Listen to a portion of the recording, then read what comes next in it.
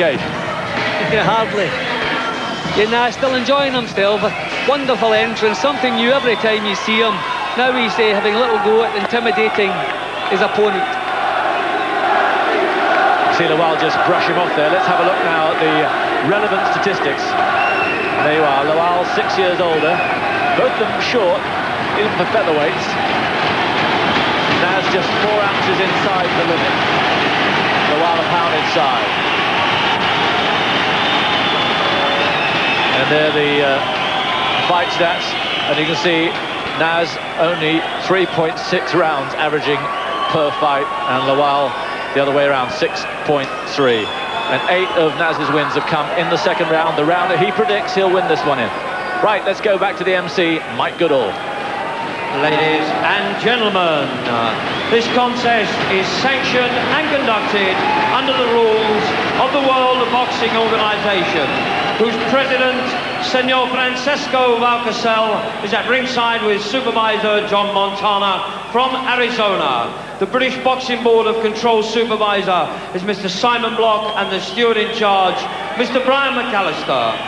The timekeeper at the bell, Mr. Jim Russell of Glasgow, and the judges at ringside, appointed by the WBO, Mr. Louis Pavon from Puerto Rico, Mr. Jose Rivera from Puerto Rico, and Mr. William T. Connors from the United States of America. And in charge of tonight's action, officiating in his 126th contest, and refereeing this evening, Mr.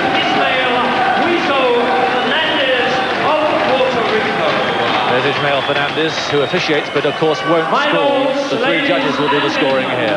Live from the SECC in Glasgow, on Europe's premier sports channel, Sky Sports, and the Big Time Boxing, where it's Big Fight Time.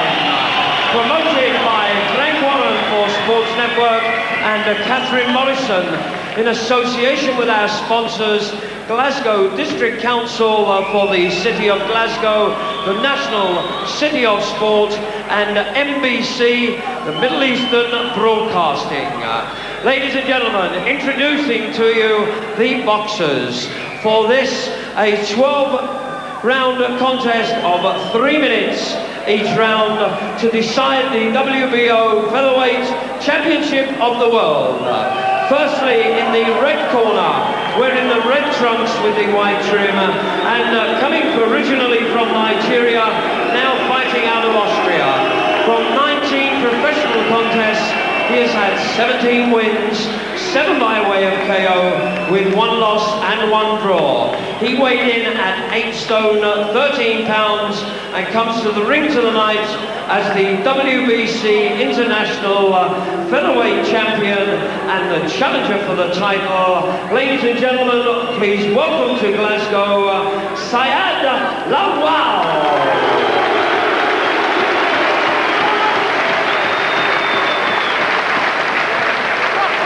Across the ring, ladies and gentlemen, in the blue corner, wearing the leopard and coming from Sheffield and in 20 professional contests, he is undefeated, 18 wins by way of KO. He weighed in at 8 stone, 13 pounds and 12 ounces. He is Britain's most exciting fighter and the current WBO Featherweight Champion of the World, making the first defense of his title. Ladies and gentlemen, the incredible, unbelievable Prince Naseem Hamed.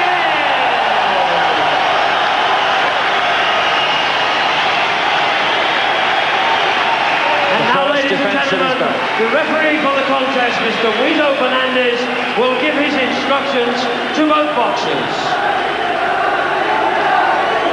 Dead right, he's the most exciting. How good he is, we still don't exactly know. Maybe we'll know a little bit more tonight. Well, now is the time for Lawal to meet him eyeball to eyeball, and he still has not been prepared to do that. He's refused to meet Naz's gaze all the way through the introductions. So now we'll find out if indeed he is intimidated. It's been some build-up.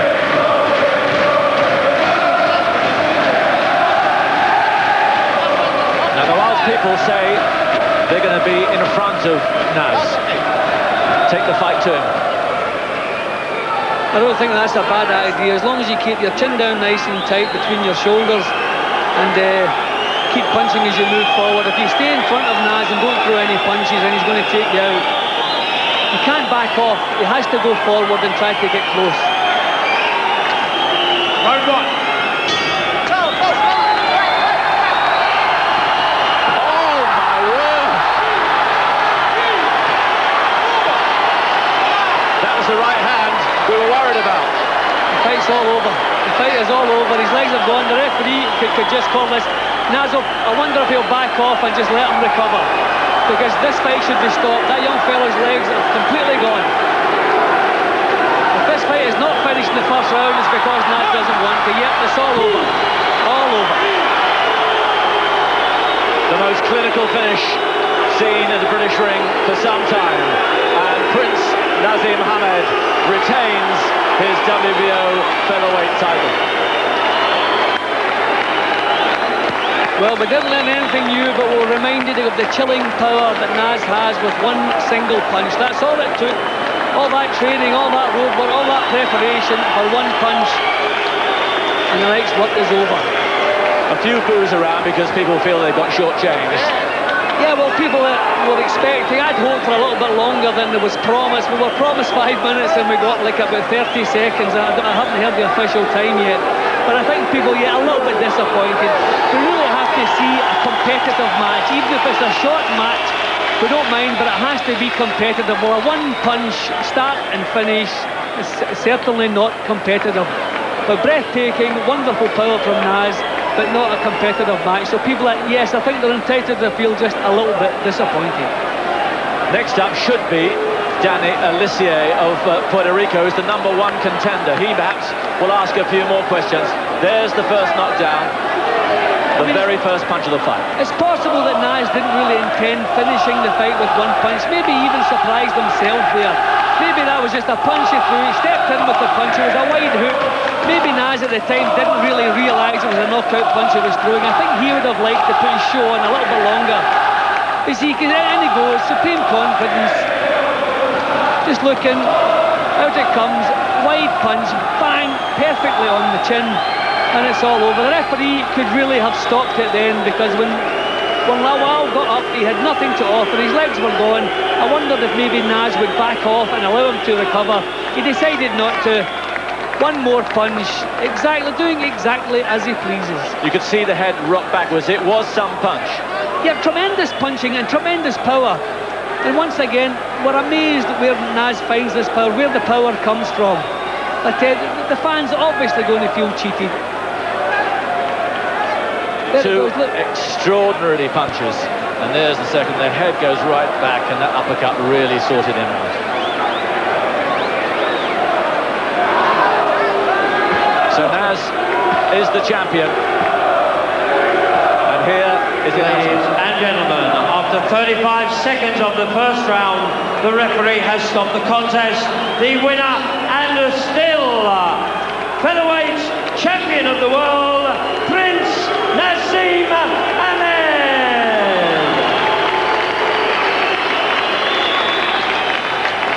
So Naz seems happy enough. A job done in spectacular fashion. 2 ruthless right-hand punches. And he's still the champion. We'll be talking to the man right after this break.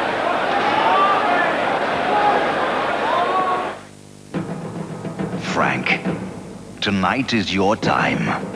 Your date with destiny. Naz, congratulations. I think you answered one question we had, how the right hand was. I think the right hand's in pretty good shape. The right hand's perfect. As you see, I don't tell lies. When I make predictions, I make to knock him out. Now, he wasn't going to the second round, but I would have loved to do it in the second round because I predicted it. But at the end of the day, it hit him so hard, the first shot, and it put him down, basically. So, what the hell with the second round, you know? It was going, so he had to go. Did you know it was a meaningful punch when you threw it? I knew it hit him bang on. I timed it so precise. I told everybody in my changing rooms what I was going to do first round. And if it had hurt him, and it did. It hit him with a beautiful, cracking timing shot. That's what a true professional is, a true world champion. So everybody out there what are listening, especially the fighters that want to fight like sweet seeing stupid people out in Britain. They get knocked out, Sparko. After you knocked him down the first time, you just seemed to step back just for a fraction of a second, seemed to almost as if you were waiting for the second round, and then you came back in and it was a ruthless uppercut. A ruthless uppercut. I mean, end of the day, you've seen the shots yourself. They were so timed, precise. I was so cool, calm and collected. I wasn't missing anything. End of the day, I knew what I had to do. And the first round came, it ended, you know. We were watching your face during the ring walk, and even when you got in the ring and you were stalking him, he looked to be a little bit intimidated. Well, that's my opponent. I mean, I can't do anything about that. That's him. I came here, it's great in Scotland. I get a great buzz. The reception I got was unbelievable. I love the Scottish crowd, and you never know, I might be fighting here all the time. There's a few booing. I think they'd like to have seen a bit more of you. I think that's the response. Well, you know, that's how it goes, boxing to boxing. I mean, I come out here and done my job, and I took him out with a perfect right hook and then carried on and took him out in the first round. First round and second round, they knew they were going to get a late round job anyway. I said second round, but it ended in the first early.